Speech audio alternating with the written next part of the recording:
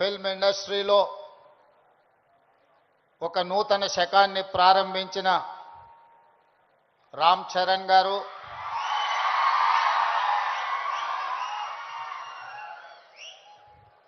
అదేవిధంగా ఏ background movie ఇండస్ట్రీలో లేకపోయినా కష్టపడితే రాణించవచ్చు అని నిరూపించిన మరో యువమిత్రులు విజయ్ దేవరకొండ గారు,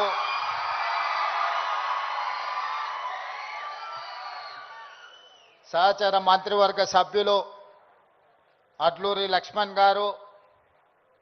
చేవెళ్ల పార్లమెంట్ సభ్యులు కొండ విశ్వేశ్వరరెడ్డి గారు, రాజ్యసభ సభ్యులు Anil Kumar Yadav garu, film development corporation chairman Venkata Ramana Reddy, మనందరం గౌరవంగా పిలుచుకునే దిల్ రాజు గారు, అదేవిధంగా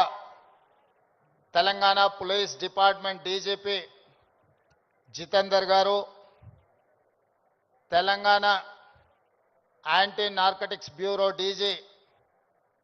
సందీప్ సాండిలే గారు, ఇతర పోలీస్ ఉన్నతాధికారులు,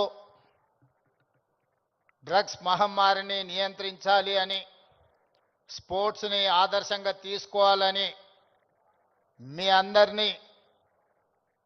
ప్రభావితం చేయాలని విచ్చేసిన పుల్లెల గోపీచంద్ గారు, అదేవిధంగా ఈ కార్యక్రమంలో పాల్గొన్న కవులు, కళాకారులు, వందలాది మా యువమిత్రులందరికీ కూడా మనస్ఫూర్తిగా తెలంగాణ రాష్ట్ర ముఖ్యమంత్రిగా స్వాగతం పలుకుతున్నా. మిత్రులారా, ఈ ప్రాంతానికి, ఈ ప్రజలకు ఒక గొప్ప చరిత్ర ఉన్నది. ఆనాటి కొమరం భీముడు, రామ్జీ గోండు నుంచి మొదలు పెడితే మలిత